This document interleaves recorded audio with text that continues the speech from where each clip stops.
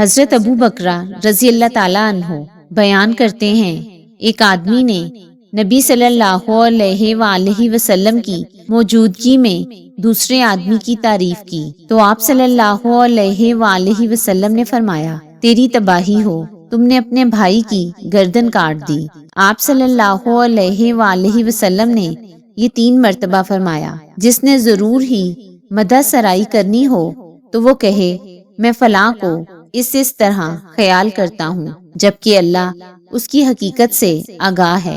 اگر موصوف ایسا ہی ہو جیسا اس نے خیال کیا، وہ اللہ پر کسی شخص کے نسبت تزکیہ کا حکم یقینی طور پر نہ لگائے۔ حضرت ابو ہریرہ رضی اللہ تعالیٰ عنہ سے روایت ہے کہ رسول اللہ صلی اللہ علیہ وآلہ وسلم نے فرمایا، کیا تم جانتے ہو غیبت کیا ہے؟ صحابہ کرام رضی اللہ تعالیٰ عنہ نے عرض کیا، اللہ اور اس کے رسول بہتر جانتے ہیں۔ آپ صلی اللہ علیہ وآلہ وسلم نے فرمایا، تیرا اپنے بھائی کو ان الفاظ سے یاد کرنا جسے وہ ناپسند کرتا ہو۔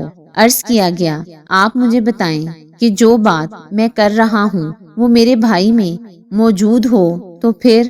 آپ صلی اللہ علیہ وآلہ وسلم نے فرمایا، اگر تو وہ چیز اس میں ہے جو تم کہہ رہے ہو تو پھر تم نے اس کی غیبت کی، اور جب تم نے ایسی بات کی جو اس میں نہیں تو پھر تم نے اس پر بہتان لگایا۔ ایک دوسری روایت میں ہے، جب تم نے اپنے بھائی کے متعلق ایسی بات کی جو اس میں ہے تو تم نے اس کی غیبت کی، اور جب تم نے ایسی بات کی جو اس میں نہیں ہے تو پھر تم نے اس پر بہتان بازی کی۔ حضرت عائشہ رضی اللہ تعالیٰ عنہا سے روایت ہے کہ ایک آدمی نے نبی صلی اللہ علیہ وآلہ وسلم سے اندر آنے کی اجازت طلب کی تو آپ صلی اللہ علیہ وآلہ وسلم نے فرمایا، اسے اجازت دے دو، اور وہ اپنی قوم کا برا شخص ہے۔ جب وہ بیٹھ گیا تو نبی صلی اللہ علیہ وآلہ وسلم نے اپنے چہرے پر خوشی کا اظہار فرمایا اور اس کے لیے تبسم فرمایا۔